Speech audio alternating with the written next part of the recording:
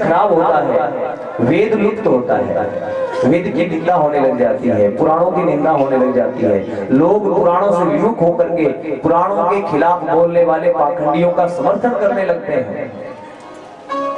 तब भगवान का अवतार होता है। भगवान इस वेद को पुनर्जीवित करते हैं। वेद भगवान की वाणी है, वेद भगवान का प्राण है। और जो व्यक्ति वेद की निंदा करता है, पुराणों की निंदा करता है, वो राक्षस है।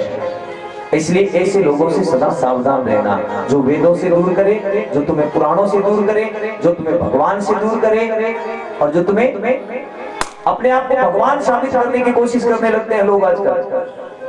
इसलिए ऐसे लोगों से सदा सावधान रहना चाहिए और हमें भगवान का ही भजन करना चाहिए, व्यक्ति विशेष का पूजन नहीं करना चाहिए। माता लोगों की आदत होती है। माता, एक बात बताऊं आपको, स्त्री को पति के सिवा किसी दूसरे के चरणों पे हाथ नहीं लगाना चाहिए। ठीक है, आप साधु साधु का सम्मान करती हो, गुरुजनों का सम्मान करना भी चाहिए, लेकिन उनके पैरों को हाथ लगाने की बजाय सिर्फ धरती पे प्रणाम करें। हाँ, दूर से धरती पे प्रणाम करें। तो जो अपने आप को भगवान मान लेता है और भगवान की निंदा करता है, वो पाखंडी है, खुद नरक में जाएगा और उसके पीछे जो लगेंगे वो भी नरक में ही जाएंगे। पहले तो एक हिरण्यकश्यप हुआ था, क्या ऐलान किया हिरण्यकश्यप ने? नारायण की पूजा नहीं करनी, विष्णु भगवान का पूजन नहीं करना, मेरा पूजन करो, मैं ही भगवान हूं। इसलिए प्रहलाद जी दुखी हुए। तो भगवान ने क्या किया? नरसिंह अवतार धारण करना पड़ा भगवान।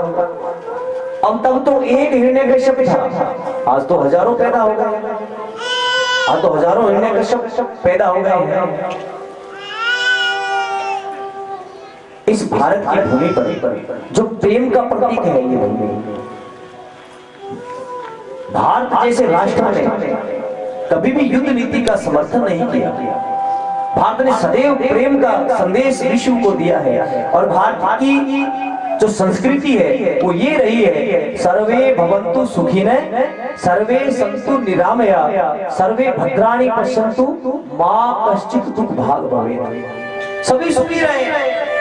हमारी संस्कृति कहती है सारे ही सुखी रहे। सभी सुखी रहे मतलब केवल मनुष्य नहीं, जीव जंतु, पेड़ पौधे, कीट पतंगा, सबको सुख दे, सब सुखी रहे। इसलिए हमारे भारत की पद्धति है कि मनुष्य का सर्वप्रथम धर्म क्या है? मनुष्य का सर्वप्रथम धर्म है कि वो पहले दूसरों का पेट भरे, पहले दूसरों को छाया दे, पहले दूसरों को सुख दे, फिर खुद का पेट भरे। इसलिए हमारे लोग सुबह सुबह गौ माता को, कीट पतंगों को, चिड़ी कौओं को रोटी खिलाते हैं, भिखारियों को रोटी खिलाते हैं, सबको रोटी खिला करके फिर खुद का पेट भरने का मनुष्य का विधान है। और जो अपना ही पेट भरता है, भरने को तो पशु भी अपना पेट भरते हैं, अरे जो बांट कर खाए उसे इंसान कहते हैं। इंसान तो वही है जो बांट करके खाए। खुद का पेट तो पशु पक्षी भी भरते हैं, कुत्ता भी भरता है। इसलिए मनुष्यता का धर्म, मनुष्यता का संदेश हमारे शास्त्रों ने, हमारे भारत की प्राचीन संस्कृति ने प्रत्येक मनुष्य को दिया है। इस भारत की भूमि पर हम रहने वाले हैं। आज ये भूमि, ये धर्म बंधुओं संकट में है, इसलिए जागने का समय है। आइए दो पल के लिए इस भारत भूमि का वंदन करें। है रीत जहां की प्रीत सदा, जो भारत से प्रेम करते हैं वो ताली बजा करके गाएंगे। वहां की प्रीत सदा, अरे मैं गीत वहां के गाता हूँ, भारत का रहने वाला, भारत की बात सुनाता हूँ।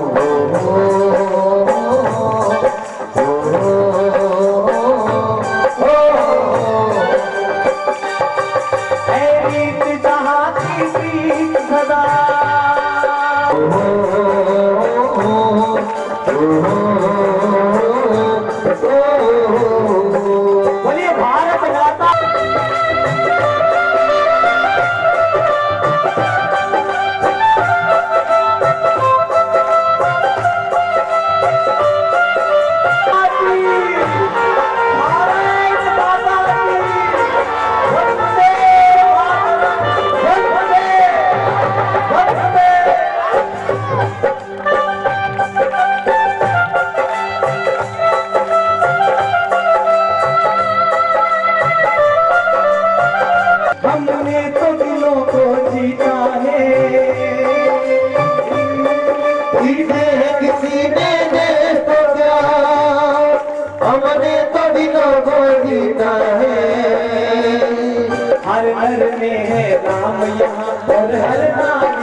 सीता, हर दर में है राम यहाँ।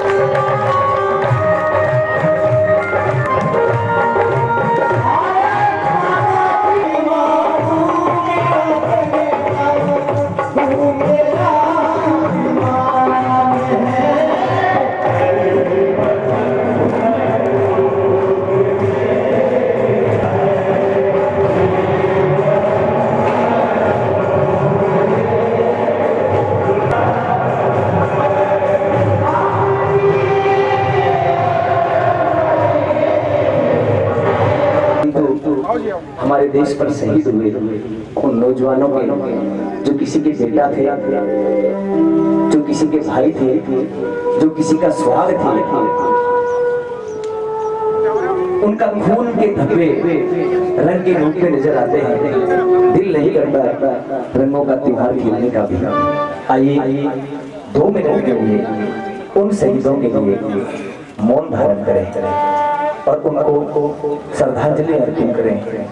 भगवान से प्रार्थना करें उन वीरों को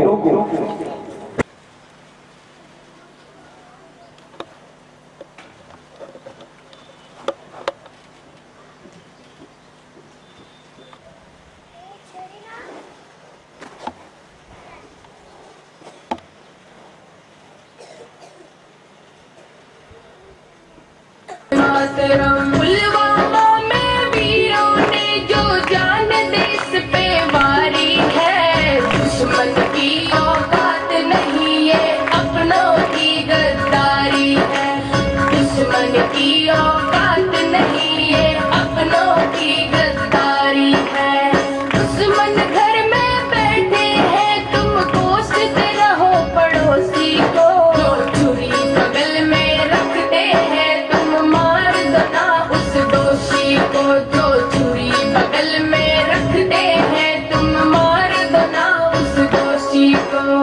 इस धोखे के हमले में जो अपनों का काम नहीं होता, पुलवामा में उन वीरों का ये अंजाम नहीं होता, पुलवामा में उनको आजाद सिंह आजाद नहीं आजादी का दम भरता है। बेबस दिल रो पड़ता है जब देश का बेटा मरता है, ये बेबस दिल रो पड़ता है जब देश का बेटा मरता है। वंदे मातरम। भगवान के एक बड़े ही पावन भक्त हुए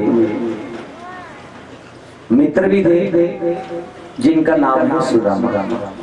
कृष्ण का चरित्र कैसा है, थोड़ी चर्चा हम करेंगे कृष्ण चरित्र पर। हमारे देश में आज कथावाचकों की, कृष्ण कथा करने वालों की कोई कमी नहीं है, परंतु हमारे लोगों के दिलों में कृष्ण की छवि को कैसे बना करके पेश किया जाता है। श्री कृष्ण को गोपियों के साथ साथ चोरी करते हैं, गोपियों के साथ नाचते हैं, वो कामी पुरुष को पेश किया जाता है। कल की कथा में आया था भगवान कृष्ण की रासलीला जब हुई तो भगवान कृष्ण की आयु कितनी थी? 9 वर्ष की आयु थी। 9 वर्ष का कोई बालक जब किसी के साथ भी नृत्य करे तो पहली बात तो है क्या उसमें काम भाव हो सकता है। और कृष्ण का नृत्य क्या है कि वो दूसरों को आनंद दे रहे हैं। और गोपी भाव किससे है? वह जीवात्मा रूपी गोपी है। जीवात्मा रूपी गोपी को वो आनंद दे रहे हैं। तो इससे भाव क्या है? भगवान कह रहे हैं हमें सबको प्रसन्न रखना चाहिए, सबको आनंदित करना चाहिए। वह कामना नहीं है, वह शुद्ध प्रेम है। गोपियां भगवान से विशुद्ध प्रेम करते हैं। और जब उनको कोई आपदा आती है देश पर और वो छोड़ करके जाते हैं मथुरा वृक्ष को, तो पीछे मुड़ के नहीं देख रहे, वो माता पिता का चिंतन नहीं कर रहे, वो अपने उन प्रेमियों को छोड़ रहे हैं। और आज अपनी उस बांसुरी को भी भगवान ने छोड़ दिया, क्योंकि बांसुरी आनंद दे रही थी, परंतु अब शत्रुओं से लड़ने का समय है। तो भगवान श्री कृष्ण कर्तव्य निष्ठता का परिचय दे रहे हैं। भगवान ने ये परिचय दिया, उनका जीवन चरित्र कर्तव्य निष्ठ जीवन चरित्र है श्री कृष्ण का। ये जीवन है तुम्हारा युद्ध, और तुम्हें भागना नहीं है, तुम्हें कायर नहीं बनना है, तुम्हें युद्ध करना है। और युद्ध किससे करना पड़ता है? एक बात ध्यान में रखना, महाभारत का युद्ध किसके बीच में हुआ? अपनों के बीच में। व्यक्ति को दूसरों से लड़ना। अभी इस बच्चे ने भाव प्रकट किए कि हमें बाहरी डर नहीं है, हमें बाहर वालों का भय नहीं है, हमें भीतर घात का भय है। हमें जो भीतर हमारे दुश्मन बने हुए हैं, भीतर हमारे जो गद्दार छुपे हुए हैं, उनका भय है। ये बात अध्यात्म में लेके जाइए। आपके हृदय में आपको बाहर के लोगों से भय नहीं है, आपके भीतर जो शत्रु है, काम, क्रोध, मोह, लोभ, अहंकार इत्यादि, हमें उनका भय है। आदमी कमजोर कब पड़ता है? आदमी कमजोर तब पड़ता है जब वो बाहरी इच्छा करता है। 2 प्रकार की कामी संसार में रहना है। भोजन की आवश्यकता पड़ती है, रहने को घर की आवश्यकता है, पहनने को वस्त्र की आवश्यकता है। परंतु जब इच्छाएं आती हैं तब व्यक्ति हार की ओर चला जाता है जब वो इच्छा जागृत करता है। क्योंकि उसको भोजन की आवश्यकता है, तो वही भोजन की आवश्यकता है तो दाल रोटी खा लो, पेट तो भरेगी ना। दूध में रोटी डाल के खा लो, पानी में रोटी डाल के खा लो, पेट भर देगी ना। अब उसको आवश्यकता है भोजन की, पेट भरने के लिए, लेकिन वो इच्छा करता है कि भोजन तो हो, हलवा होना चाहिए, खीर होनी चाहिए, सलाद होना चाहिए, 3-4 सब्जी हो, नमकीन हो। अब ये इच्छा है। आवश्यकता तो है कि भोजन हो, लेकिन इच्छा क्या कहती है? आवश्यकता है तन ढकने के लिए कपड़ा चाहिए, ऐसा भी हो, लेकिन इच्छा कहती है ब्रांडेड होना चाहिए। हमारा कपड़ा ब्रांडेड हो, हमारे गाड़ी चाहिए यात्रा करने के लिए, लेकिन इच्छा क्या होती है कि फिर ऑडी 1 करोड़ वाली हो, 50 लाख वाली हो। ये इच्छा है। ये इच्छाएं व्यक्ति के दुख का कारण है। आवश्यकता दुख का कारण नहीं है, इच्छा दुख का कारण होती है।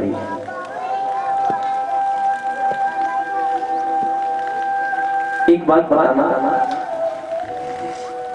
तन ढकने के लिए मातो कितनी साड़ी या सूट की आवश्यकता पड़ती है? 1, 2, 5।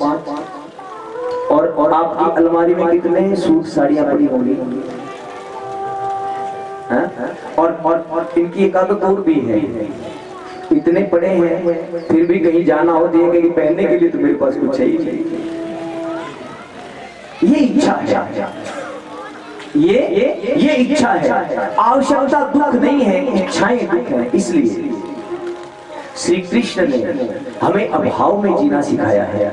वो ब्रिज में रह करके, वो माखन में रह करके, और वो अभाव में रह करके एक राजा का बेटा वो खुश है, वो सबको दूसरों को भी खुशियां दे रहा है, वो वहां भी खुश है, वो यहाँ भी।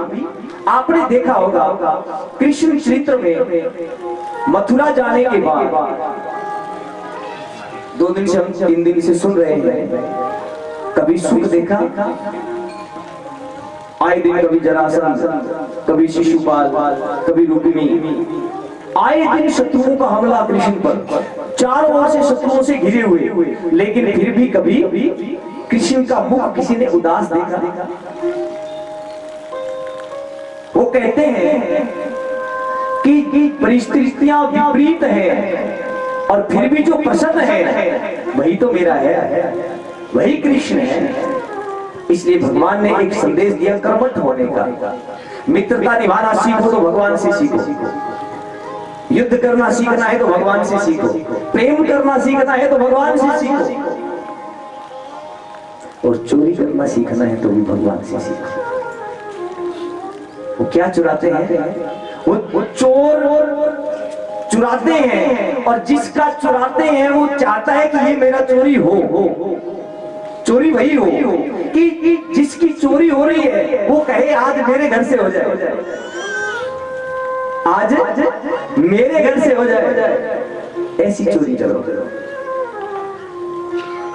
ये आनंद है, कृष्ण के जीवन में आनंद है। इसलिए कृष्ण कर्मठ है, कृष्ण कर्तव्य निष्ठ बनाते हैं। और आज कृष्ण ने एक सिद्ध किया, एक बड़ी अच्छी सुंदर कथा भगवान की, सुदामा की। और सुदामा जी कैसे हैं? सुदामा का अर्थ क्या होता है? सु मैंने सुंदर, दाम मैंने धन।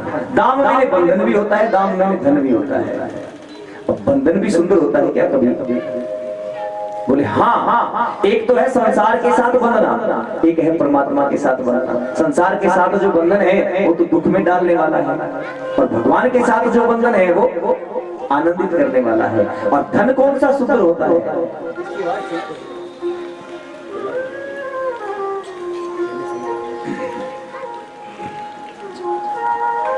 अच्छा है वो दान में जाए।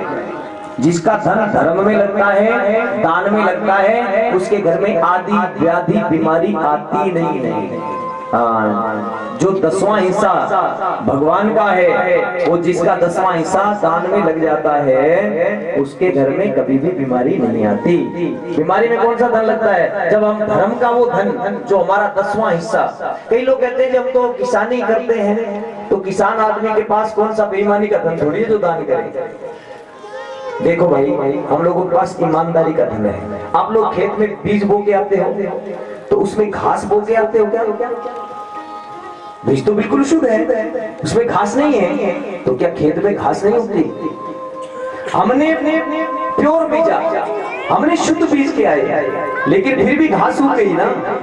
ऐसे ही हम तो शुद्ध धन लेके आए, लेकिन उसमें भी कुछ नतीन आ जाता है, वो निकाल देना चाहिए। अगर हमने खेत के घास को नहीं निकाला तो फसल को भी ले बैठेगा।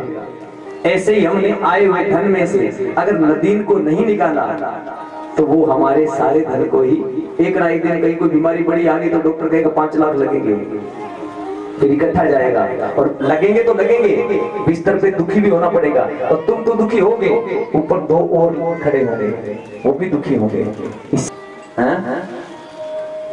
2 लाख का 10वां हिस्सा भी नहीं आ रहा, गौशाला में भी नहीं, यहाँ भी। तो क्या कहूं मैं कि हम लोग सुधर गए, हम लोगों में बदलाव आ गया। क्या बदला हमारा? हम तो वैसे के वैसे हैं।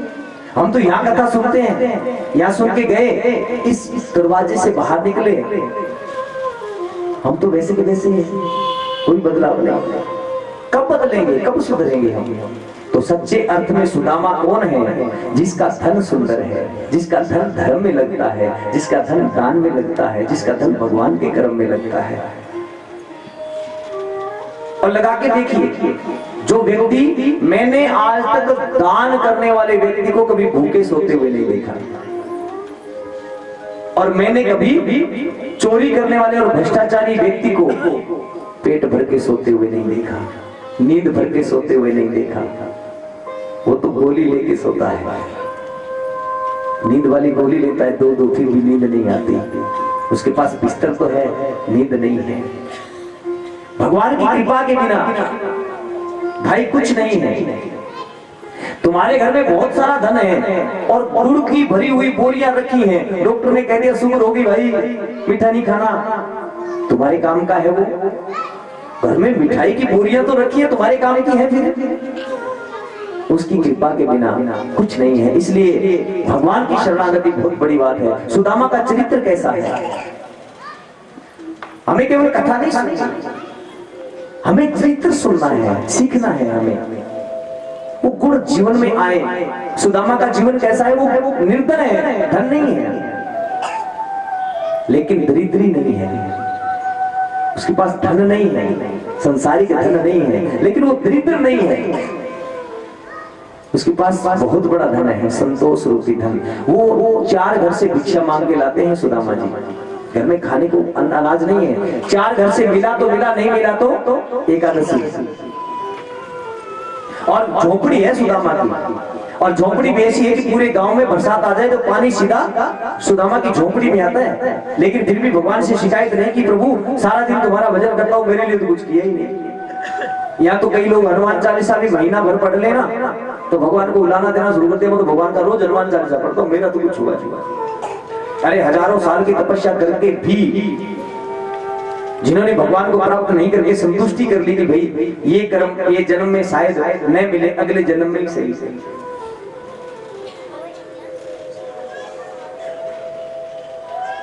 तो भगवान के लिए आप जो करते हैं वो आपका कर्तव्य बनता है। निस्वार्थ भाव से कीजिए। आप जो सेवा कर रहे हैं उसमें स्वार्थ नहीं होना चाहिए, आपका निस्वार्थ होनी चाहिए सेवा। अहेतु की अप्रतिहता ययात्मा संप्रसिद्धति, बिना हेतु के, बिना किसी का बुरा किए। कई लोग पूजा पाठ भी करते हैं तो दूसरे की बुरा, उसका बुरा होना चाहिए, उसकी गाड़ी टूट। कई लोगों को दूसरे का सुख देख के दिक्कत होती है, इसके पास बड़ी गाड़ी क्यों है। वो ये नहीं सोचेगा इसके पास है तो मेरे पास भी हो, नहीं, वो ये सोचेगा इसकी टूटे। ये कुछ ज्यादा ही आजकल सेवा कर रहा है, इस पे काबू में आए तो। ईर्ष्या, मत्सर, एक मच्छर होता है ना, रात को सोने नहीं देता, ये हृदय का मत्सर है, ये भीतर होता है ईर्ष्या रूपी मच्छर। बाहर का मच्छर रात को नहीं सोने देता, ये ईर्ष्या रूपी मच्छर भी सोने नहीं देता। जब तक ये नहीं मरता चैन नहीं होता आदमी को। और संतोष है सुदामा के जीवन में कि वो घर में भूखा भी सो जाए तो भी भगवान को याद करके धन्यवाद करके सोता है। इसलिए सदा भगवान का धन्यवाद करें। हे प्रभु तेरा लाख लाख शुक्र है कि तूने मुझे ऐसा तो बनाया है। अपने से नीचे को देखो, जिनके पैर नहीं है, जिनको सोने को घर नहीं है, छत नहीं है, वो फुटपाथ पे सोते हैं। तुम्हारे पास घर तो है, चाहे जैसा भी है। थैंक यू भगवान को बोलना सीखो। बोलो राधे। सुदामा की पत्नी का नाम है सुशीला, और जैसा नाम है वैसा स्वभाव है। कभी सुशीला ने भी कभी सुदामा जी से उलाना नहीं दिया। आजकल की पत्नियां अगर घर में पति कमा करके नहीं लाए तो सायकाल में उलाना देना शुरू कर देती है। बच्चों को क्या डालूं, तेरे हाड़ जलाऊं क्या चूल्हे में, हाँ कुछ नहीं लाया। लेकिन सुदामा की पत्नी ने कभी उलाहना नहीं दिया। वो सुशील है, वो कभी नहीं कहती। पत्नियां 3 प्रकार की होती हैं। हाँ, एक होती है धर्म पत्नी, एक होती है पत्नी, तीसरी होती है मैडम।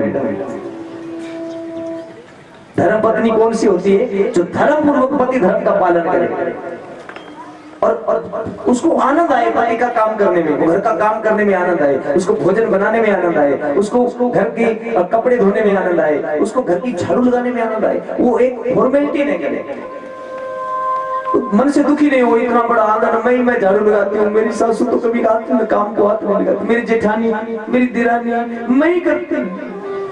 रो के काम करे, ऐसा नहीं। धर्म पत्नी कौन है? जो धर्म पूर्वक पति धर्म का पालन करे, वो आनंद से करे जो भी करे। मेरा घर है और साफ होना चाहिए, और शुद्ध होना चाहिए, और मीठा अनाज बनना चाहिए। और पत्नी कौन होती है? जो कहे करना पड़ेगा। अब वो आधी रात को आए तो गरम रोटी खाता है, बनानी पड़ेगी, क्या करूं, कल जाना उन्होंने, कपड़े धोने पड़ेंगे करके जो काम करे वो पत्नी। और तीसरी मैडम कौन होती है? वो करती कुछ नहीं है, वो तो करवाती ही है। राधे। आजकल तो ज्यादा मैडम है, यानी वैसे उधर राधे। यहाँ प्रणाम करता हूँ। अब सुदामा की पत्नी कैसी है? वो धर्म पत्नी है, वो धर्म पूर्वक पति धर्म का पालन करती है, वो कभी उलाना नहीं देती। घर में जो भी आता है भीख से, वो पहले ठाकुर जी को भोग लगता है, फिर बच्चे खाते हैं, फिर अपने पति को खिलाती है। बच्चे तो खुद खाती है, नहीं तो एकादशी रख लेती है, और कभी पति से नहीं कहती कि मैं भूखी हूं। माँ ही ऐसी होती है घर में, जो घर में रोटी नहीं बचे तो ये कहेगी आज तो मुझे भूख नहीं है, तो ये नहीं कहती कि मेरे। और ये देखो माताएं भोजन बनाती है ना, और कई बार क्या होता है सब्जी बहुत स्वादिष्ट बनी और सब खा गए, अब इनका नंबर तो बेचारा आखिर में आता है, और नहीं बची तो भी इस बात से इनको बहुत बड़ी संतुष्टि होती है कि मेरी बनाई हुई सब्जी बहुत बढ़िया थी, आज मेरे लिए तो बची नहीं। इस बात से ये किस बात की भूखी है कि जब भी आप लोग भोजन करने बैठो एक काम जरूर करना, भोजन की बड़ाई कर देना। आज तो चाहे नमक कम भी हो, कई लोग होते हैं शाम का या तो नशा करके आएंगे और सायंकाल आकर के उड़ाना, मिर्च ज्यादा डाल दिया, नमक नहीं डाल रही, ढंग से बात ही नहीं करते, साथ घर की शांति भंग हो जाती है। आप प्रेम पूर्वक भोजन करो, भोजन का अपमान कभी नहीं करें, भोजन की बड़ाई करें। अगर नमक कम भी है, मिर्ची कम भी है, तो हाँ आज बड़ा अच्छा बना है, बड़ा अच्छा बना है। अब वो खाएंगे तो उसको पता लग ही जाएगा ना कि मिर्ची नहीं थी या नमक कम था या ज्यादा था।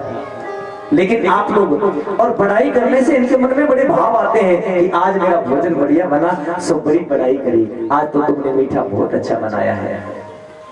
बड़ाई की भूखी होती है, कर लिया करो, तुमने ये काम बहुत बढ़िया किया है, इतना कहने से घर में बड़ी शांति आती है।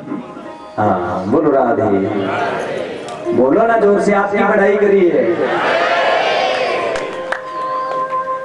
और वो एक दिन, अब देखिए एक बात और है सुदामा में कि भगवान कृष्ण उनके मित्र हैं लेकिन चर्चा किसी से नहीं, और उन पत्नी को भी पता चला, या तो कोई छोटा मोटा नेता भी मित्र होना तो घर के बाहर वाले रूम में उसकी बड़ी सी फोटो उसके साथ, पता लगे लोगों को ये नेताजी हमारे मिलने वाले हैं। यहाँ श्री कृष्ण द्वारकाधीश मित्र हैं, चर्चा किसी से नहीं। और पत्नी को भी पता चला तो किसी बाहर से पता चला, वो आगे पूछा स्वामी द्वारकाधीश आपके मित्र है क्या? सुदामा जी बोले मित्र नहीं है, मेरा लंगोटिया यार है। तो ये नहीं कहा कि मांग करके लाओ, क्योंकि पता है कि मेरे पति परम धर्म के हैं, मांगेंगे नहीं, स्वाभिमानी है। सो कहा हे स्वामी क्या ऐसा मित्र पाकर के आपकी कभी मिलने की इच्छा नहीं होती? सुदामा कहे देवी ऐसा मित्र पाकर के कौन मिलना नहीं चाहेगा, मिलने की इच्छा तो होती है देवी, लेकिन क्या करूं, बेटी के घर, मित्र के घर, गुरु के घर और भगवान की कथा में कभी खाली हाथ नहीं जाते, और मेरे पास तो कुछ नहीं है, मैं अपने मित्र के पास क्या लेकर के जाऊं? पत्नी बोली वो मैं इंतजाम करती हूँ। और वो 4 घर से चावल मांग के लाई। अब देखिए 4 घर का चावल क्यों लाई सुशीला?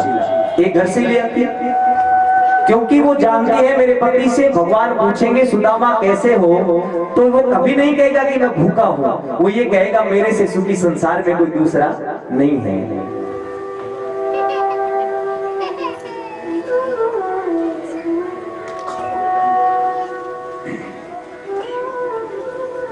इसलिए उसने एक संदेश दिया, वो 4 घर का चावल मांग के लाई, तो कहीं धान का चावल, कहीं वनस्पति चावल, कहीं छोटा चावल। 4 घर का चावल 4 तरह का होगा।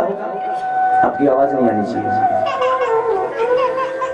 इसलिए वो 4 घर से मांग के लाई कि भगवान श्री कृष्ण को जब मेरे पति देव, मेरे स्वामी वो चावल दें तो उनको पता लग जाना चाहिए कि मांग के लाया है, इसके घर में खाने का चावल भी नहीं है। और जिस कपड़े में बांध करके दिया ना, वो भी 2 जगह से फटा हुआ, वो फटा पुराने कपड़े में बांध करके लाई ताकि ये भी पता चले कि पहनने को कपड़ा भी नहीं है। और सुदामा को सुशीला ने एक संदेश दिया, आप भगवान से मिलो तो मेरा एक संदेश कह देना। क्या? 1 मास में गोपाल जी 2 एकादशी होए, और मेरे घर गोपाल जो सदा एकादशी। अब सुदामा जी चले तो रास्ते में सो गया सुदामा। भगवान ने गुरु को आज्ञा दी मेरा मित्र मिलने आ रहा है, गुरु जी उसको पता नहीं लगना चाहिए, उसको उठा करके भगवान जो देते हैं वो बताते नहीं है। मांगो उसी से जो दे दे खुशी से और कहे ना। ये संसार वालों की तो आदत है। कई बार क्या होता है, कोई गेस्ट घर में आ जाए तो जाने अनजाने चाय चीनी नहीं भी हो तो सोचते हैं कि भाई कल लाएंगे, अभी पड़ोसन से ले आए, तो पड़ोसन से ले भी आए तो वो चार को कहेगी लगता है घर में लड़की चल रही है, आज चाय मांग के लेके गई थी। किसी से नहीं कहता, वो देता है और कहता नहीं है। और देने वाला भी ऐसे अभिमान करता है कि ये सब मेरा ही है। इसलिए भगवान से सदैव एक प्रार्थना करते रहो कि हे ईश्वर, बस कृपा का हाथ सदा मेरे ऊपर रखना और मेरे साथ रहना। हे नाथ, हे मेरे नाथ, मैं कभी आपको भूलूं नहीं, बस आपकी याद बनी रहे। भगवान ने गरुड़ को आज्ञा दी, जाओ सुदामा आ रहा है, दरवाजे पर पहुंचा दो। गरुड़ जी ने सुदामा को उठा करके द्वारिका के दरवाजे पर छोड़ दिया। सुबह जब आंख खुली तो पता चला रे सोया तो कहीं और था, उठा कहीं और हो, शायद नींद में पता नहीं चला होगा। द्वारपाल खड़ा था, उससे पूछा भैया ये कौन सी नगरी है? द्वारपाल का महाराज ये तो द्वारिका है। अच्छा द्वारिका आ गई, तो ये बताओ भैया मेरा मित्र कनुआ कहाँ है? द्वारपाल ने पूछा कौन कनुआ महाराज? अरे वही द्वारकाधीश कृष्ण। अरे महाराज हमारे महाराज का नाम ले रहे हो? तो इसे बोला ना श्री श्री श्री 1108 श्री कृष्णचंद्र जी महाराज। सुदामा ने कहा गुरुकुल में पढ़ा करते तो कनुआ कहते थे, खुश हो जाते थे इस नाम से। अरे भैया बता तुम्हारा श्री श्री 108 कहाँ रहे? बोल देना मित्र सुदामा मिल भी आएगा। द्वारपाल एक बार तो चौंका, ये मेरे महाराज के मित्र, लेकिन फिर भगवान का एक आदेश है, कोई भी ब्राह्मण अतिथि मुझसे मिलने आए तो उसको आदर अंदर लेकर के आओ, उसका अपमान मत करो। द्वारपाल ने कहा महाराज मैं अभी संदेश देता हूँ। द्वारपाल भीतर गया तो भगवान का महल छोटा तो है नहीं, सो 2-4 घंटा तो लग गए। बाहर खड़े खड़े सुदामा के मन में आया, अब तक तो मेरा नाम सुन लियो है, गुरुकुल में पढ़ते थे तो अलग बात थी, लेकिन अब तो ये द्वारका के राजा हैं। सोच रहे होंगे कौन कन्हैया, कौन सुदामा, कैसा सुदामा, उसको क्या याद रहा होगा। कुछ देर इंतजार किया और सुदामा वापिस मुड़ गया। और इधर द्वारकाधीश के दरबार में जाकर के रुक्मिणी इत्यादि स्त्रियां पंखा दे रही थी, द्वारपाल खड़े थे भगवान के और मंत्री सर झुकाए बैठे हैं। इस सुंदर सभा के अंदर उस द्वारपाल ने जाकर के कहा महाराज की जय हो। कहो द्वारपाल क्या संदेश है? द्वारपाल बोला महाराज मेरे को नौकरी करते इतने वर्ष हो गए, आज जो आपसे मिलने आया है ऐसा मिलने वाला तो मैंने कभी नहीं देखा। कौन आया है? धोती फटी सिलती दुपटी और द्वार खड़ा एक गरीब ब्राह्मण, मिलन चाहत है हरि से और बतावत आपनो नाम सुदामा। और जैसे सुदामा का नाम सुना, अरे अरे सुदामा आया है, और खड़े हुए भगवान नंगे पांव दौड़ पड़े और पीताम्बर पीछे गिर गए। मेरा मित्र सुदामा आया है, मेरा मित्र सुदामा आया है, सुदामा सुदामा मेरे मित्र। द्वारपाल तो डर गया, सब मंत्रीगण खड़े हो गए, हैरान रह गए, आश्चर्य में डूब गई वो सभा। ऐसा कौन आया है जिसके लिए द्वारकाधीश स्वयं दौड़ पड़े। और दरवाजे पर पहुंच करके देखा सुदामा नहीं है, तो द्वारपाल से पूछा अरे कहाँ गया वो सुदामा? महाराज इधर। और सुदामा बाजार में, और बाजार में भी आज द्वारकाधीश अपने मित्र के लिए दौड़ रहे हैं। मित्र सुदामा सुदामा सुदामा रुक जाओ सुदामा। सुदामा ने पीछे मुड़ करके देखा, अरे लग तो अपनो कन्हू रो है। ये भागो भागो काहे आ रहा है। आकर के जब तक कुछ सोचते तब तक तो सुदामा को गले से लगा लिया। मेरे मित्र, इतना भी भरोसा नहीं किया कि मैं तुमसे मिलने आऊंगा। अरे कहाँ था इतने दिन, क्यों मेरी याद नहीं आई? इतने दिन बाद मेरी याद आई सुदामा। गले से लगा करके सुदामा को और भगवान ने आंसुओं से भिगो दिया। लेकिन सुदामा ने अपने आंसू नहीं निकलने दिए, क्योंकि लोग देखेंगे मेरे आंसू निकले। गरीब तो अपने आंसू नहीं बहा सकता साहब। लोग कहेंगे मांगने आया है इसलिए रो रहा है। सो अपने आंसुओं को सुदामा पी गया। द्वारकाधीश ने अपने आंसुओं से सुदामा के सर को धो दिया। चलो मित्र, इतने दिन बाद आए हो, आओ आओ, मैं अपने महल तुम्हें दिखाता हूँ। और लेकर के सुदामा को जैसे ही महल में प्रवेश किया तो आश्चर्य से आंखें फटी रह गई। कन्हैया, ये सब तेरो ही है क्या? कन्हैया बोले, नहीं मित्र, ये सब तेरो ही है। आओ ना, आओ ना, आओ ना। और सुदामा की घीघी तो तब बंद गई जब द्वारकाधीश ने अपने आसन पर ले जाकर के बैठाना चाहा। सुदामा ने कहा, नहीं प्रभु, हम तो जमीन पर सोने वाले, जमीन पर बैठने वाले, तू बैठना यहाँ, मैं देखूं तुम यहाँ बैठो कैसो लगे। भगवान बोले, गुरुकुल में पढ़ते थे याद है, गुरुजी ने क्या पढ़ाया है? अतिथि देवो भव। अतिथि भगवान होता है। और अपने आसन पर बैठाया और चरणों में भगवान बैठ गए। रुक्मिणी को आज्ञा दी, जाओ रुक्मिणी, जल लेकर के आओ। महालक्ष्मी रुक्मिणी ने सोचा, सदा कोई अतिथि आता है तो नौकरों से जल मंगाते हैं, आज ये कोई अवधूत महान आया है, मुझ महालक्ष्मी को भगवान आज्ञा दे रहे हैं, दौड़ी जल लेने। लेकिन जब तक रुक्मिणी जल लेकर के आती, भगवान सुदामा के चरणों में बैठे, उसकी फटी हुई रिबाइयां, लगे हुए कांटे को देख करके भगवान की आंख में आंसू आ गए। मित्र, मुझसे मिलने के लिए इतना कष्ट उठाया। देख सुदामा की दीन दशा,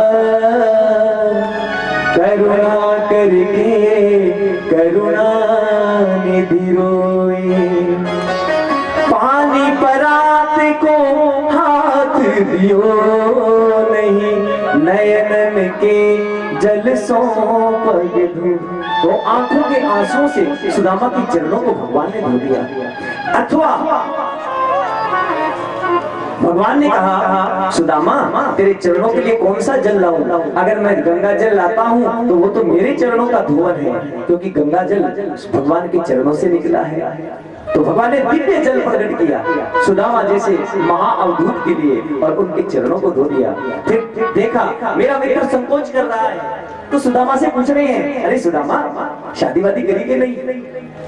सुदामा बोले, तेरे पास पूछने वाली और कोई बात नहीं है क्या? यही बात क्यों पूछी? भगवान बोले, नहीं बचपन में तो अलग ही तरह के थे, मैंने सोचा कि बाबा ही तो नहीं बन गए। सुदामा ने कहा, शादी वादी तो हो गई और तू नहीं जाने हम दोनों साधु भैया हैं। भगवान बोले, वो कैसे? बोले, तुम बन गए लक्ष्मीपति, हम बन गए दरिद्रपति। सो दरिद्रता और लक्ष्मी तो बहने है ना, सो हुए कि नहीं साधु भैया? भगवान बोले, नहीं हंसी मजाक मत करो, बताओ शादी वादी करी कि नहीं? सुदामा ने, यहाँ शादी तो हो गई। तो फिर भाभी से बोल के आए हो कि मेरे से मिलने जा रहे हो? बोले, तू बोलने की बात कर रहा है, उसी ने भेजो है मिलने। भगवान बोले, अच्छा तो तू खुद नहीं मिल में आए हो, उसने भेजा तो फिर तो भाभी ने कुछ खाए पी भेजो है। सुदामा को वो अपने चावल की पोटली देते हुए इतनी बड़ी सभा में बड़ी शर्म लगी, कैसे दो? सो बोले, नहीं नहीं खाए पी में तो कुछ नहीं भेजो। तो भगवान बचपन की बातें याद करा रहे हैं। हमारे बुढ़ापे में जब बचपन के दो मित्र मिलते हैं तो अपनी थोड़ी सी बात कह करके हंस लेते हैं, क्योंकि सारा प्रसंग याद आ जाता है, तीसरे को कुछ पता नहीं चलता क्या बात हुई है। आज सुदामा को याद करवा रहे हैं, बचपन में लकड़ियां लेने गए तो माता ने 4 मुट्ठी चने दिए थे और बरसात हुई, अलग अलग पेड़ पर बैठे थे, सर्दी के मारे सुदामा ने 1 मुट्ठी चना खा गए। फिर सोचा अपने हिस्से की 2 मुट्ठी है, सो एक और खा लो, दूसरी भी खा गए।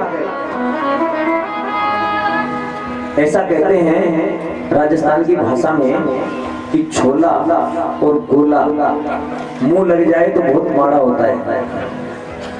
अब वो चने को मुंह लगाया सुदामा ने, 2 मुट्ठी खा गए, तीसरी भी खा ली। तो नहीं अब क्या पता लगता है कितना भेजा था, कह दूंगा 2 मुट्ठी थी, एक मैंने खा ली, एक तेरे लिए।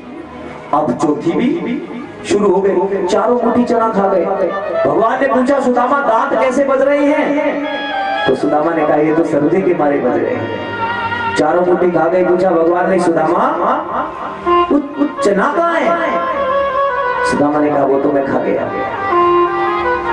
भगवान ने हंसी में कह दिया सुदामा किसी के हिस्सा का चना खाया है तो दरिद्रता भोगनी पड़ेगी।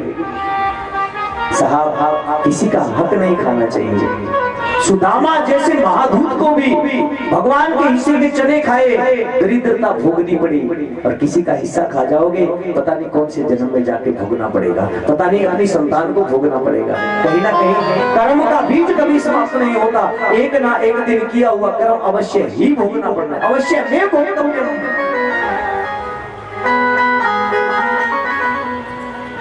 अशुभ और शुभ किए हुए कर्म एक दिन अवश्य ही भोगने पड़ते हैं। लेकिन यहाँ नहीं कहा कि चने खाए, यहाँ थोड़ा सा प्रसंग याद करवाया। अरे सुदामा बचपन में याद है जब माता ने वो लकड़ियां लेने भेजा? बोले हाँ याद है, उस दिन तो कितनी बरसात हुई। भगवान ने कहा तेरे दांत कैसे बज रहे थे? तो सुदामा को याद आ कि ये तो भंडा फूटेगा। बोले बचपन की बातें और रहेंगी, छोड़ बचपन की बातें, और कोई बात कर। अच्छा तो बता ना भाभी ने कुछ खाए भी पी भेजोगे नहीं? सुदामा बोले ये तो अब बेइज्जती करवा के छोड़े दो। बोले बोलो ना कुछ नहीं भेजो। तो भगवान ने कहा ये तेरे हाथ ऊपर नीचे काहे हो रहा है? सुदामा बोले तो इतनी दूर चल के आए सो हाथ में दर्द कभी पावन में थोड़ा बहुत दर्द तो हुई है। तो जब मैं चरण दबा रहा था तो बोला नहीं गया, मैं तेरा हाथ भी दबा देता। सुदामा जी बोले तू तेरे हाथ उधर मैं अपने आप दबा दूंगा। ठीक है। भगवान बोले तो तेरे दर्द में करके दूर फिर ही छोड़ूंगा। और पोटली भगवान को दिखाई दे गई और चने की वो चावल की पोटली भगवान ने छीन ली। आज भगवान ने सिद्ध कर दिया कि मैं भाव का भूखा हूँ, मैं पदार्थ का भूखा नहीं हूँ। और वो 4 मुट्ठी चने भगवान ने 1 मुट्ठी खाई, 1 लोक का राज्य सुदामा को दे दिया। दूसरी मुट्ठी खाई, 2 लोक का राज्य सुदामा को दे दिया। तीसरी खाने लगे, रुक्मिणी ने हाथ पकड़ लिया। सुदामा बनने की इच्छा है क्या? 3 लोग दे दोगे तो कहाँ रहेंगे? प्रगट में नहीं बोली, प्रगट में बोली स्वामी कच्चे हैं, पेट में दर्द हो जाएगा। अथवा ये बोली स्वामी ये प्रसाद है, अकेले खा जाओगे क्या? हमें भी तो दे दो। और वो प्रसाद ले लिया। भगवान ने सुदामा को क्या दिया कि सुदामा को भी पता नहीं चला। विश्वकर्मा को भेजा, मेरे महल में जितनी सुविधाएं हैं उससे भी ज्यादा सुदामा के महल में होनी चाहिए। सुंदर महल बनाया और सुदामा जी वापस चले। अभी सुदामा जी की बड़ी सुंदर झांकी आपके सामने आ रही है और बड़े भाव से सुदामा जी की शादी को देखना। बोलिए वृंदावन बिहारी लाल की, बोलिए कृष्ण कन्हैया लाल की, बोलिए गुरुदेव जी स्वामी जी महाराज जो व्यास गद्दी से विराजमान ने महाराज की बड़े ही सुंदर भाव के नाल जो कथा का व्याख्यान कर रहे हैं। बड़े ही मन को मोहन वाले शब्द जो बयान नहीं किए जा सकते। गुरबाणी के बड़े सुंदर महावाक्यां च लिखा है, कल युग में एक नाम अवतारा, सिमर सिमर नर उतरे पारा। वो जगह भागां वाली हुंदी है, वो स्थान बड़ा ही पवित्र हुंदा है जिथे महान शख्सियतां दे चरण पैंदे ने। इस कालपुरख वाहिगुरू परमात्मा दे नाल जोड़न दी गल कीती जांदी है। अज होली का त्योहार बड़े ही सुंदर तरीके दे नाल मनाया जा रहा है। त्योहार दे विच जिवें रंग भरे हुंदे ने होली दे तरह तरह दे, इवें इस कालपुरख वाहिगुरू परमात्मा दी बनाई दी सृष्टि दे विच भी करोड़ा रंग भरे हुए ने। इस रंगा दा आनंद लेना है, इस सृष्टि दा ते संसार ते आके असी आनंद मानना है। ते गुरबाणी दे बड़े सुंदर महावाक्यां च लिखा है, आनंद पया मेरी माए ते सतगुरु मैं पाया, सतगुरता पाया सहज सेती, मन वजियां वधाइयां, राग रतन परवार भरियां, शब्द गावन आइयां, शब्द तगावो हरि केरा, मन जिनी वसाया, नाम जिनके मन वसया, वाजे शब्द कनेरे। गुरु नानक साहब कह रहे हैं, कहे नानक सच्चे सह, इस कालपुरख वाहिगुरू परमात्मा ताकत नूं कहे नानक सच्चे सह क्या नहीं कर तेरे, करता तेरे सब किश है। जिस देहे सोई पावै, सदा सिफत सलाह तेरी, तो नाम मन वसावे। बड़े भागां वाले जीव हुंदे ने जिन्हां ते बड़ी इस काल पुरख वाहिगुरू परमात्मा की कृपा हुंदी है, जो इस आण के कथा का आनंद माणदे ने। कुछ जीव तो समुद्र के किनारे भी प्यासे रह जाते हैं। बड़ी इस काल पुरख वाहिगुरू परमात्मा की अपरंपार कृपा है, जो जीवां ने आनंद माणिया है। परमात्मा इस इलाके दे विच खुशियां दा खेड़ा लियावे, इस इलाके नूं आल वर्ल्ड दीआं बुलंदियां तक लैके जावे। मेरी तो इस काल पुरख वाहिगुरू परमात्मा की यही दुआ है।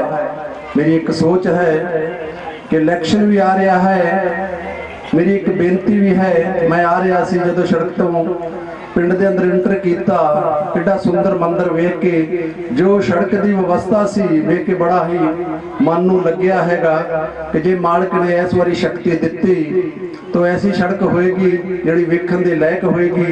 इस इलाके नूं भी चंडीगढ़ बना देंगा। मेरी एक सोच है,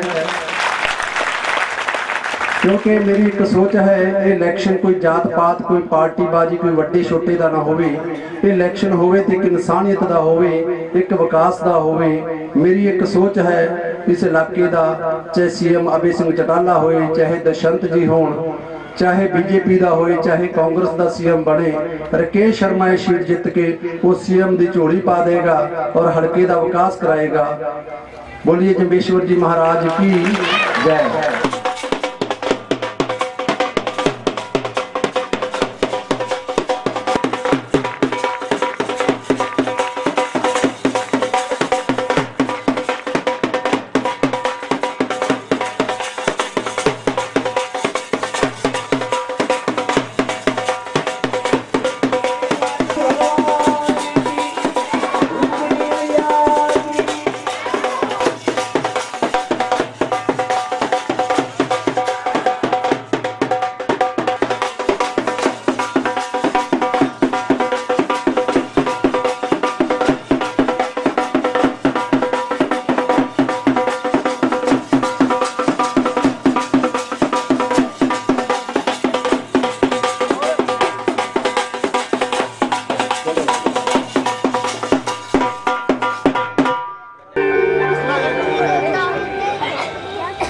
मोबाइल मीडिया भेज के बताओ कहाँ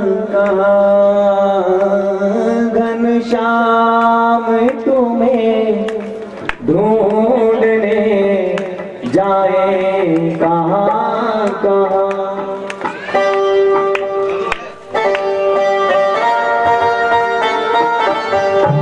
मुस्कान मधुर में तेरी नजर जुल्फ में, मुस्कान मधुर में,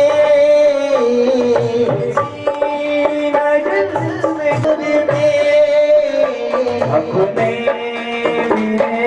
याद दिलाए, कहाँ ढूंढने जाए, घनश्याम तुम्हें ढूंढने जाए, कहाँ कहाँ।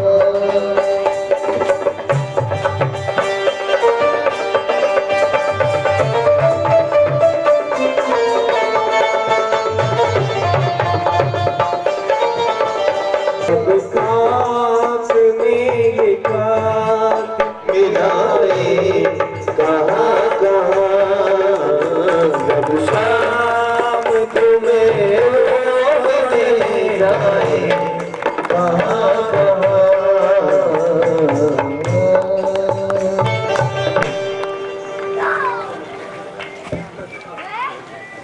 देखो देखो ये गरीबी का हाल, कृष्ण के दरे पे विश्वास लेके आया हूँ। मेरे बचपन का यार है, यही सोच कर मैं आस लेके आया हूँ। अरे घर वालों कन्हैया से कह दो अरे द्वार पालो, कन्हैया से कह दो अरे बेसुदामा गरीब आ गया है, सुदामा गरीब आ गया है। भटकते भटकते न जाने कहाँ से, भटकते भटकते न जाने कहाँ से तुम्हारे महल के करीब आ गया है, तुम्हारे महल के करीब आ गया है, करीब आ गया है, करीब आ गया है, करीब आ गया है, सर पे सुदामा करीब आ गया है, सुदामा करीब आ गया है।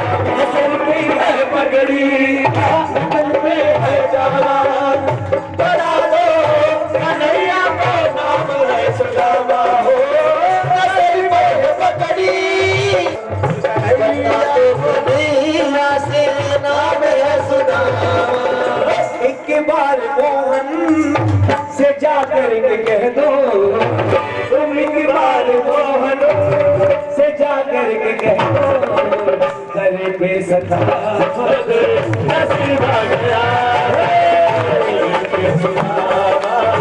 गरीब आ गया है, गरीब आ गया है, गरीब आ गया है, गरीब आ गया है, गरीब आ गया है।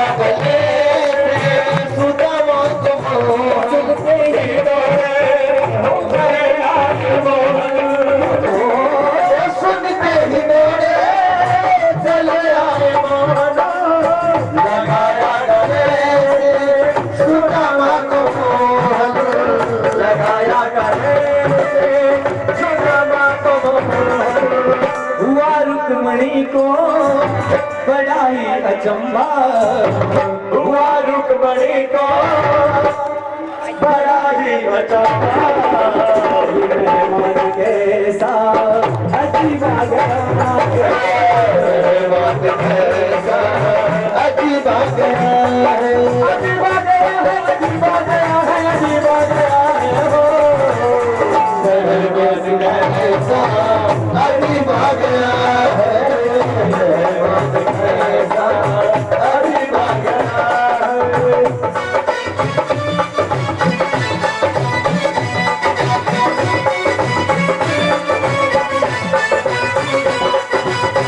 आओ सुदामा मेरे बैठो, सुदामा मेरे बैठो, सुदामा मेरे, आओ सुदामा जाने, आओ सुदामा मेरे, आओ सुदामा मेरे बैठो, सुदामा जाने, आओ सुदामा मेरे बैठो, सुदामा जाने, आओ सुदामा मेरे बैठो, सुदामा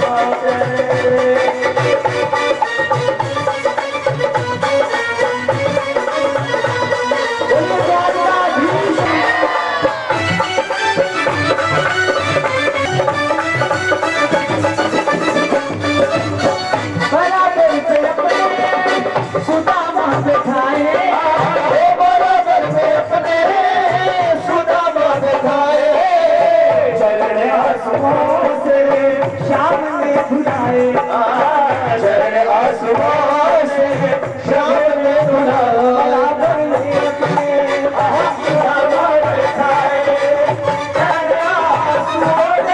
श्याम ने बुलाया बराबर में अपने सुदामा बैठाए आसमां से श्याम ने सुनाया आसमां से सुदामा बुलाया ना घबराओ प्यारे जरा तुम सुदामा, ना घबराओ प्यारे जरा तुम सुदामा, उसी का समाज करीब आ गया, उसी का समाज करीब आ गया, करीब आ गया है, करीब आ गया है, करीब आ गया है, खुशी का समाज करीब आ गया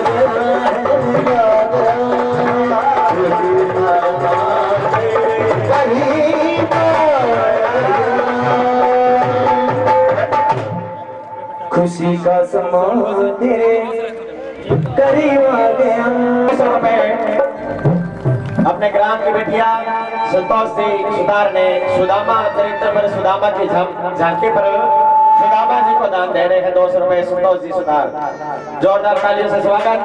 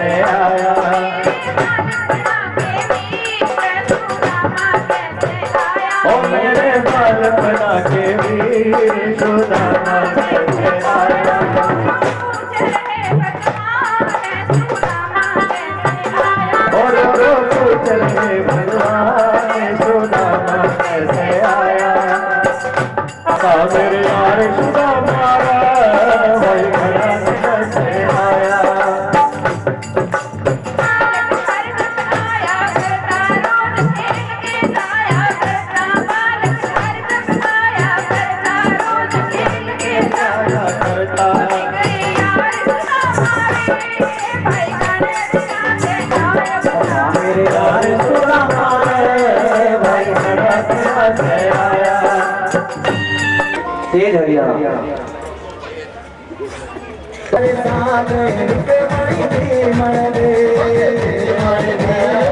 भक्तारो प्रसाद रुकमणि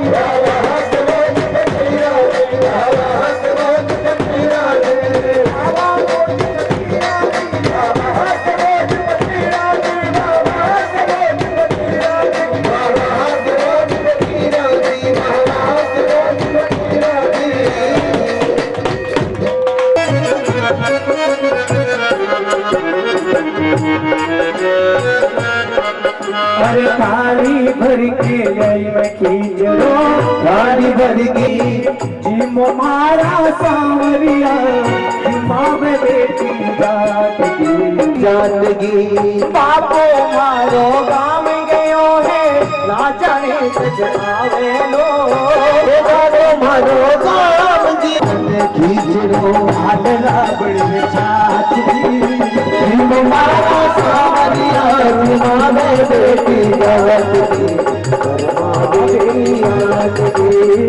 जुग में फिर जिम मानना कोई आंट की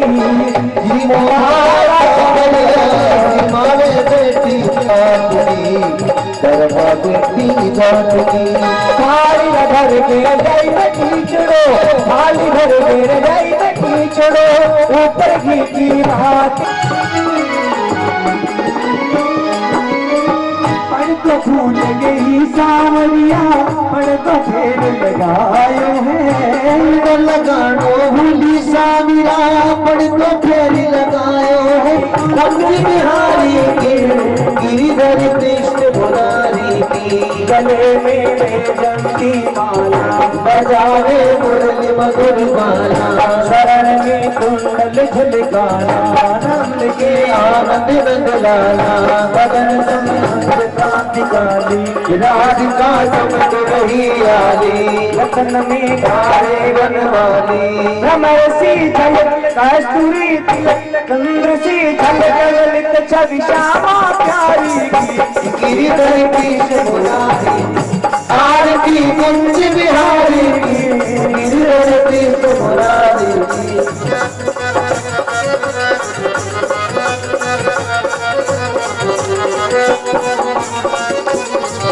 कनकमय मोर मुकुट बिनसे, देवता दर्शन को तरसे, सदन को सुमन राशि बरसे, सदन को सुमन राशि बरसे, मधुर प्रीत आरती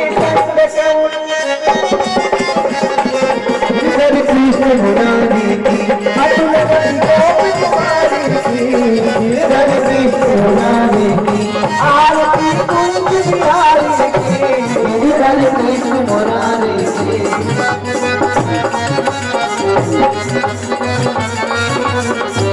जहाँ से प्रकट भई गंगा, कलश बलिहारन श्री गंगा, शरण से होत मोह भंगा, शरण से होत मोह भंगा, बची शिव की जटा के बीच, अरे अंग बीज चरण छवि श्री बनवारी की, गिरिधर कृष्ण मुरारी की, आरती कुंज बिहारी की, गिरिधर कृष्ण मुरारी की।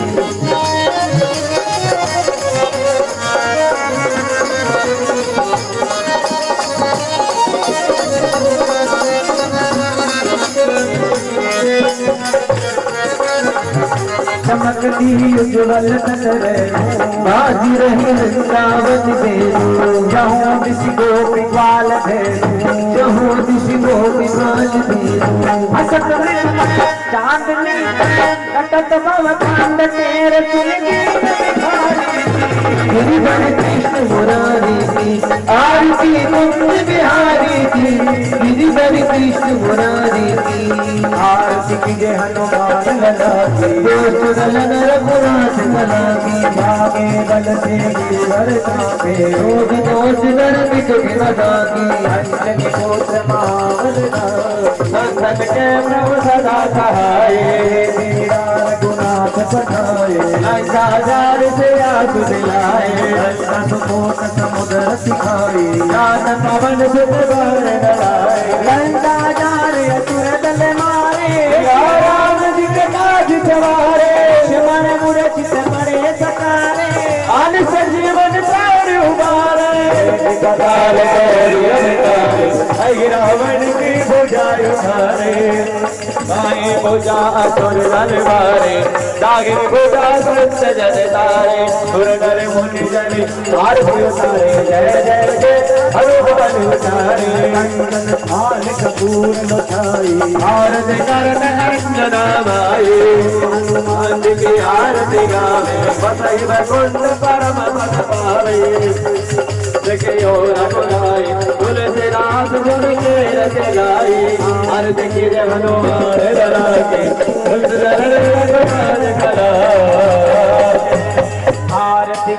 आरती कीजे गुरु जम्बजती की, भगत उदाहरण प्राणपति के, आरती कीजे गुरु जम्बजती की, भगत उदाहरण प्राणपति, लियो आरती लोट करे आवे, बिन पागल प्रभु इनिय दुरावे, लियो आरती लोट करे आवे, बिन पागल प्रभु इनिय दुरावे, आरती कीजे गुरु जम्बजती की, भगत उदाहरण प्राणपति, दूसरी आरती बिमसर आवे, दूधो दिन प्रभु परत दिखावे, दूसरी आरती बिमसर आवे, दूधो दिन प्रभु परत दिखावे, आरती कीजे गुरु जम्बजती की, भगत उदाहरण प्राणपति, तीसरी आरती सदा कर आवे, दूधो दिन प्रभु स्वर्ग दिखावे, केसरी आरती सम्राट ले आवे, त्रिलोकी में प्रभु स्वर्ग दिखावे। आरती कीजे गुरु जब भजते के, भगत उदाहरण प्राणपति के, तो आरती अनवि निवावे, पंचलोक प्रभु पवित्र कहावे, तो आरती अनवि निवावे, पंचलोक प्रभु पवित्र कहावे। आरती कीजे गुरु जब भजते के, भगत उदाहरण प्राणपति के, पांचवी आरती उदजन गावे, जो गावे हमारा फल पावे। पांचवी आरती उदजन गावे, जो गावे हमारा फल पावे। आरती कीजे गुरु जब भजते के, भगत उदाहरण प्राणपति के, गुरु जब भजते के, भगत उदाहरण प्राणपति के। के सवार नहीं भक्ति नहीं बाहुबल, अरे नहीं करचन को दान, तुलसी से दास की बसरा के भगवान। सेवा पूजा वंदना तुम्हारी तुम्हारे हाथ, हम तो कुछ जाने नहीं तुम जानो मेरे नाथ। तमेव माता पिता तमेव बंधो सखा तमेव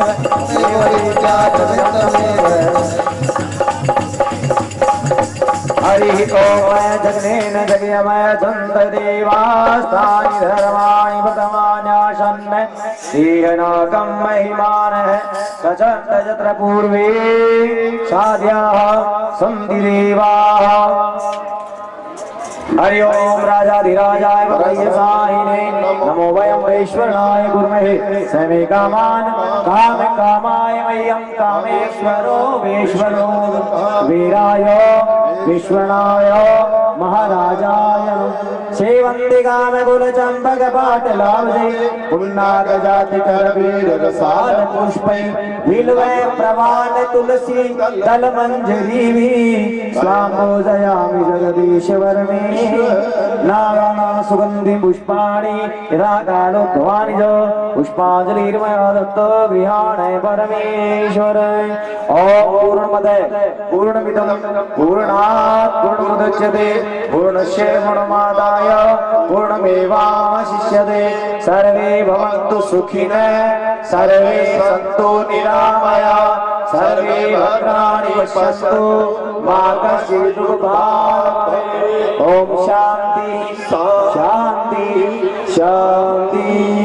वृंदावन बिहारी लाल की जय हो, धर्म की जय हो, धर्म का नाश हो। बोलो गुरु जम्बेश्वर भगवान की जय। हमारे मंदिर में हम 7 दिनों की कथा थी और हमारे मंदिर में हमें आकर बहुत अच्छा लगा। ऐसे ही हर साल हो, हम यही कामना करते हैं। हैप्पी होली। मैं इस कथा में बहुत अच्छा लगा और हम यही चाहते हैं भाई ये कथा हर साल हो। हैप्पी होली। सभी गाँव वासियों की ओर से आपका हार्दिक स्वागत है। जैसा कि आपको पता ही है कि ये जो कार्यक्रम श्रीमद् भागवत दिव्य ज्ञान ज्योति जो यज्ञ शुरू हुआ है, ये पिछले 1 सप्ताह से यहाँ चल रहा है। इसमें गांव के सर्वधर्म सभा ने इसमें भाग लिया और शास्त्री जी की ओर से प्रतिदिन सुबह 6:15 बजे से लेकर लगभग 9 बजे के बीच में जो प्रभात फेरियाँ निकाली गई, उन प्रभात फेरियों में जो प्रभात फेरी है प्रत्येक गली में से और प्रत्येक घरों के होते हुए सभी ने इसका पूरा स्वागत किया। और सभी धार्मिक स्थलों से होते हुई, चाहे वो मंदिर, चाहे गुरुद्वारा, चाहे वो रामदेव मंदिर है, चाहे वो शनिदेव मंदिर है, तो सभी से होती हुई वो प्रभात फेरी श्री कृष्ण भगवान गौशाला और इसके प्रांत बस स्टैंड की जो मेन गली है और गांव की जो मेन गलियां उसमें से होती हुई ये प्रभात फेरी निकाली गई, जिसका उद्देश्य है सब लोगों को धर्म के साथ जोड़ना। और यहाँ पर मैं एक खास बात आपको बताना चाहूँगा कि हमारे गाँव के जो युवा वर्ग है उन्होंने अभी बहुत अच्छा बीड़ा उठाया है। एक तो नशा मुक्ति के अंदर, दूसरा जो गौशाला के साथ जुड़े हैं, जिनमें उदाहरण के रूप में हमारे युवा प्रधान वो काफ़ी मोटिवेट करते हैं सभी युवाओं को। इसके अलावा जो हमारे कुछ बुजुर्ग हैं जो कि गौशाला की रीढ़ की हड्डी बने हुए हैं, उनकी भी प्रेरणा लेकर नौजवान जो है गौशाला के साथ जुड़ रहे हैं और दूसरी भी धार्मिक संस्थाओं के साथ जुड़ रहे हैं। जैसे शहीद आजम युवा भगत सिंह क्लब है, तो प्रतिदिन गौशाला में भी लगभग 40-50 जो युवा हैं वो सेवा करने के लिए जाते हैं, गौओं को चराते हैं, उनकी सेवा करते हैं। इसके अलावा गांव में तरह तरह के जागृति शिविर भी लगाए गए हैं। जैसे पिछले 2 महीने पहले हमने एक बहुत अच्छी नशा के विरुद्ध रैली निकाली थी। इसके अलावा जो आज का जो कार्यक्रम जो समाप्त हुआ है, इसमें विशेष रूप से बिश्नोई समाज का बहुत ज़्यादा योगदान रहा है, और क्योंकि ये जंबेश्वर मंदिर में मनाया गया प्रोग्राम है और इसमें सर्वधर्म सभा ने मिलकर के सहयोग किया। और शास्त्री जी ने जो पिछले 7 दिनों से बहुत ही अच्छा, मनोरम और बहुत ही करुणामय और बहुत ही शानदार इन्होंने जो प्रवचन किया है, लोगों को पहली बार फूलों की होली जो देखने को मिली है, क्योंकि इससे पहले हमने जो रंगों की होली तो देखी है, लेकिन हमारे गांव का ये सौभाग्य है कि पहली बार जो फूलों की होली खेली गई है, इसमें पूरा आनंद लिया। और सभी गांववासियों से हम यही आशा करेंगे कि इस तरह के आयोजन होते रहें, ताकि लोग जो अध्यात्म के साथ जुड़े रहें और लोगों में अच्छी भावना आए और युवा जो है नशे से दूर रहें। जैसा कि सभी को ध्यान है कि बिश्नोई समाज की स्थापना 1542 में कार्तिक बदी अष्टमी को हुई थी, और जंबेश्वर भगवान ने ये जो अवतार कलयुग में लिया था, ये क्या प्रहलाद से नरसिंह अवतार में जो वचन किया था, भाई मैं 32 करोड़ जीवों का उद्धार करूंगा, उन्हीं जीवों का उद्धार, उनमें से 12 करोड़ कलयुग में उतारने थे, उन्हीं का उद्धार करने के लिए जंबेश्वर भगवान ने क्या है कि कलयुग में अवतार लिया था। और सम्रातल दौरे के ऊपर उन्होंने 1542 में कार्तिक बदी अष्टमी को बिश्नोई धर्म की स्थापना की और बिश्नोई धर्म चलाया, और बिश्नोई धर्म चलाकर जो बचे हुए 12 करोड़ जीव है उनको क्या है इस धरा से मोक्ष की प्राप्ति करवाई। इस धर्म के अंदर क्या है कि जीव दया पालनी, रूख लीलो नहीं गावे। और जैसे सभी को ध्यान है कि जंबेश्वर भगवान की अपार कृपा से 363 बिश्नोई क्या है खेजड़ली में वृक्षों को बचाने के लिए भी क्या है शहीद हो गए थे। और इस धर्म के अंदर, बिश्नोई धर्म के अंदर क्या है जीवों को बड़े क्या है कि प्यार से रखा जाता है। राजस्थान में जैसे कई बार पता लगता है कि छोटा हिरण का बच्चा होता है, उसको क्या है बिश्नोई स्त्री क्या है अपना दूध पान करवा के उसको क्या है बचाती है। बाकी जैसे पिछले दिनों सेताना सिंह जी भादू नेनेऊ गांव में वो भी जीव जो हिरण की रक्षा के लिए वो शहीद हो गए थे, ऐसे उदाहरण बिश्नोई समाज में बहुत मिलते हैं। अब कई बार कहते हैं कि ये क्या है कि बिश्नोई लोग क्या है कि जीव को बचाने के लिए बीच में आ जाते हैं, नहीं, क्या है कि कोई और समाज का व्यक्ति क्या है वो जीवों को बचाने के लिए नहीं आता, सिर्फ बिश्नोई समाज का व्यक्ति क्यों आता है, क्योंकि हमारी क्या है गुरु जंबेश्वर भगवान के अंदर आस्था है। और जंबेश्वर भगवान ने हमें एक नियम बताया कि जीव दया पालनी और रूख लीनो नहीं गावे, यानी जीवों के ऊपर दया करनी और हरे वृक्ष को न काटने देना। आज भी अगर हमारे रास्ते के अंदर खेजड़ली का वृक्ष आ जाता है, कोई अन्य वृक्ष आ जाता है, तो हम उसको काटते नहीं है, बल्कि हम अपना क्या है रास्ता ही बदल देते हैं। तो ये आज का दिन है। आज का दिन क्या है कि बिश्नोई धर्म की चारों युगों में 4 बार स्थापना हुई थी। पहली बार स्थापना प्रहलाद भगत के साथ में भगवान नरसिंह अवतार में की थी। दूसरी बार स्थापना क्या है कि हरिचंद्र राव के साथ में क्या है कि परशुराम अवतार में की थी। और तीसरी बार स्थापना कृष्ण भगवान ने जो युधिष्ठिर राव के साथ में बिश्नोई धर्म की स्थापना की थी। सतयुग के अंदर 5 करोड़ जीवों का उद्धार किया, त्रेता के अंदर 7 करोड़ जीवों का उद्धार किया, और द्वापर में 9 करोड़ जीवों का उद्धार किया। और जो जंबेश्वर भगवान का अवतार है ये क्या सनातन धर्म में नहीं आता, क्योंकि 10 अवतार होते हैं। आज से पहले 9 अवतार भगवान के हो चुके हैं, और कलयुग के अंदर अंतिम अवतार होगा वो होगा कल्कि का अवतार। तो जंबेश्वर भगवान का अवतार क्या है, जंबेश्वर भगवान खुद कहते हैं कि मैं अद्विच मांडो थाणो, यानी कि बीच में क्या है मेरे को अवतार लेकर जो प्रहलाद से वचन किया था उस वचन को पालने के लिए क्या है, उस वचन को पूरा करने के लिए क्या है कि मेरे को अवतार लेना पड़ा। बोला विष्णु भगवान की जय हो। मेरे कहने का मतलब है सबसे बड़ा जो फायदा इस कथा से हुआ है कि हमारे सारे समाज, चाहे वो कोई जाट है, चाहे सुथार है, चाहे सिख है, चाहे बिश्नोई है, इस कथा में सबने बढ़ चढ़ के भाग लिया। इससे क्या है कि जो जातिगत मतलब भेदभाव है वो बिल्कुल दूर हो गया है, और दूर ही होते हैं दरअसल। तो सबसे बड़ी मतलब किसी ने ये नहीं सोचा कि बिश्नोई मंदिर में कथा चल रही है, ये चल रहा है, वो चल रहा है, सबने बढ़ चढ़ कर सहयोग किया। और उम्मीद करते हैं कि पंडित जयप्रकाश जी शास्त्री के द्वारा हम हर साल ये कथा मंदिर में, बिश्नोई मंदिर में, हनुमान मंदिर में, या जहाँ भी सार्वजनिक जगह करवाएंगे। धन्यवाद। जय हो। इस मंदिर के प्रांगण में जो कथा हुई है इसमें युवा, बच्चे और बुजुर्ग, महिला, माताएं सब बढ़ चढ़ के भाग लिया है। और युवा साथियों से यही अनुरोध है कि नशे से दूर रहें। और इस ऐसी कथा हर गांव में हर रोज होती रहे।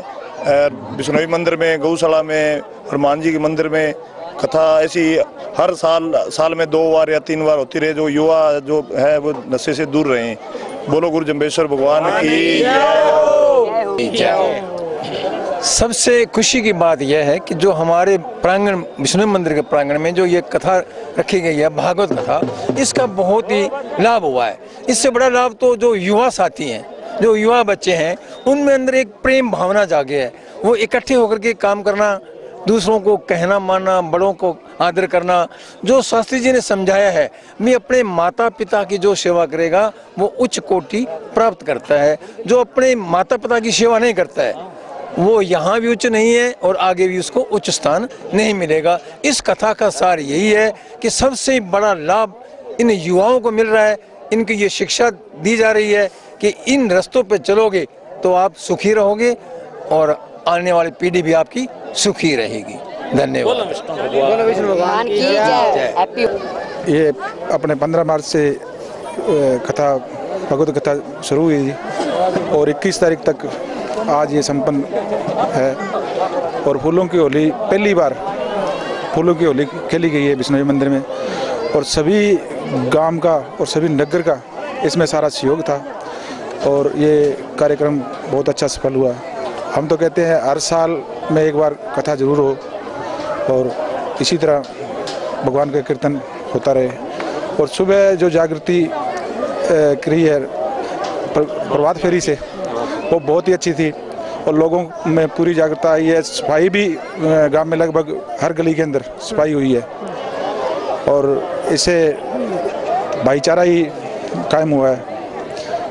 अच्छा, आगे हम गौशाला में भी ऐसी कथा कराएंगे, यही है हमारा। सबसे पहले तो होली की मुबारकबाद दूंगा और हमने गांव में श्री भागवत कथा का आयोजन किया था, तो मैं उन देश के नौजवान शहीदों को श्रद्धांजलि देना चाहता हूं जिन्होंने इस देश के लिए अपना सब कुछ निछावर किया और हम परमात्मा से प्रार्थना करते हैं कि वो उनके आत्मा को शांति दे और उनके घर वालों को ये सदमा सहने की शक्ति दे। बाकी जी हमारे गांव में ये सत्संग होने से बड़ा सुधार हुआ है। सबसे पहले तो ये थी कि हम गांव में नगर कीर्तन निकाला हमने, तो उससे जो गांव के नौजवान थे, बच्चे थे, हमारी बहनें थी, वो सभी 6 बजे मंदिर में आ जाया करते थे। उसके लिए फिर हम गांव में कीर्तन करा करते थे, तो उससे गांव की गलियों की सफाई की, तो इससे जी लोगों में एक तो जल्दी उठने की भावना पैदा हुई और एक गांव की सफाई हुई जी। तो मैं अपनी ओर से बिश्नोई मंदिर की कमेटी की ओर से, अखिल भारतीय बिश्नोई महासभा की ओर से सारे गाँव वालों का स्वागत करता हूँ, अभिनंदन करता हूँ, शुक्रिया अदा करता हूँ। धन्यवाद। श्री कृष्णा। मैं इस समाज सेवी संस्था से 7-8 सालों से जुड़ी हुई हूँ। ये संस्था समाज सेवा करती है, जैसे गरीब लड़कियों की शादी करना, गरीब लड़कियों को पढ़ाना, मतलब कोई भी समाज सेवा का काम हो ये संस्था करती है। और मैं इस समाज सेवी संस्था से जुड़ी हुई हूँ। गौशाला में जो भी कभी कोई काम हो तो हम इस संस्था के थ्रू तैयार रहते हैं। कोई समाज सेवा का काम हो तो हम तहे दिल से सारी संस्था के मेंबर जितने भी हैं सारे इकट्ठे हो जाते हैं और हर तरह का समाज सेवा का कोई काम होता है तो हम सहयोग करते हैं। और मैं भाग्यशाली हूँ, इन गुरु जी से जुड़ी हुई हूँ, तो मैं खुद को भाग्यशाली समझती हूँ कि समाज सेवा का मुझे मौका मिला, इनसे ज्ञान प्राप्त हुआ और समाज सेवा से जुड़े रहना चाहती हूँ। धन्यवाद। आप इन महिलाओं को क्या संदेश देना चाहेंगे ताकि वो भी इस परमात्मा से जुड़ सकें और गौ सेवा में अभ्यास की धर्म से जुड़ सकें? मैं इन महिलाओं से, मेरी बहनों से, सभी से ऐसे निवेदन करना चाहती हूँ कि समाज सेवा से जुड़े रहें ताकि नशे से भी दूर रहेंगी और घर में जैसे माता पिता की सेवा करनी है तो इस मतलब कार्यक्रम से जुड़ने के बाद उन्हें अच्छा ज्ञान प्राप्त होगा, अच्छी शिक्षा मिलेगी और बच्चे देखेंगे तो उन पे भी प्रभाव पड़ेगा इसका। धन्यवाद करती हूँ। राधे राधे बोलती हूँ। और मैं इस कथा में आई हूँ 7 दिन मुझे लगा है और मैंने जो ज्ञान प्राप्त किया उससे मुझे समझ आया है कि यहाँ पर जो हम जन्म लेके आए हैं, हमारा जो लक्ष्य है वो एक उच्च कोटि का लक्ष्य है, जो कि इस संसार में रहते हुए और इन संसार की माया से निर्लिप्त होते हुए भी हम उस परमात्मा को प्राप्त करें, जो कि हमें एक अलग ही शक्ति है जिसने हमें प्रदान की है। और उस शक्ति से जुड़ने के लिए हमें, उस शक्ति को प्राप्त करने के लिए हमें भगवान श्री गुरु जम्बेश्वर या श्रीमद् भागवत गीता या गुरु नानक देव जी या जो भी अपने अपने धर्म के अपने अपने गुरु हैं उन सभी के साथ हम जुड़ें और उनकी आराधना करते हुए हम भगवान की प्रार्थना, भगवान की वो पूजा आराधना करते हुए सुबह शाम संध्या वंदन करते हुए गौ माता की सेवा करते हुए, माँ बाप की सेवा करते हुए, छोटे बड़ों को प्यार और आदर का सम्मान का भाव देकर, और जो यहाँ पे नहीं आ सकते हैं कथा के अंदर या समाज सेवा के अंदर, जो आगे नहीं आ रहे हैं, उनको आगे ला करके हमें एक अलग समिति बनानी होगी या अपना एक प्रचार करके उन लोगों को आगे बढ़ाना होगा, ताकि हम एक स्वच्छ समाज और स्वच्छ लोग, जो स्वच्छ भावना उनके अंदर हो, ऐसी भावना हमें जागृत करनी है उन लोगों के अंदर कि हमारी जो आत्मा जिसके लिए हमने जन्म लिया है, वो लक्ष्य जो हमारा है उसे हम भटक रहे हैं, उसे भटके ना, और उस लक्ष्य को प्राप्त करने के लिए हमें क्या क्या करना है ये हम उन्हें शिक्षा दे सकें। और वही शिक्षा हम तभी दे सकते हैं जब हमारे साथ कोई हमारा एक अच्छा गुरु हो, जो स्वयं तो अपने आप को तार ही सकता है और हमें भी अपने साथ इस भवसागर से पार उतार सके। उस गुरु के साथ हमें जुड़ना चाहिए। और मैं सोच सकती हूँ और कह भी सकती हूँ कि जो ये कथा हुई है, इनमें जो ये पुजारी जी आए हैं, उन्होंने हमें बहुत अच्छा ज्ञान दिया है। और ये भी एक अलग समिति बना करके, जैसे कन्यादान या जो गरीब है उनकी सहायता करना, या जो असहाय है उनको किसी न किसी रूप में सहायता करते हैं, तो ये भी मुझे एक बहुत अच्छा कार्यक्रम लगता है। इसमें मैं भी इनका सहयोग करना चाहती हूँ और मैं भी चाहती हूँ कि मैं एक आगे बढ़ करके अपने परिवार का और अपने परिवार के साथ साथ अपने समाज का, अपने देश का नाम रोशन कर सकूँ, क्योंकि ये भारत माता जो जिस पर हमने जन्म लिया है, इसका हमारे ऊपर ऋण है।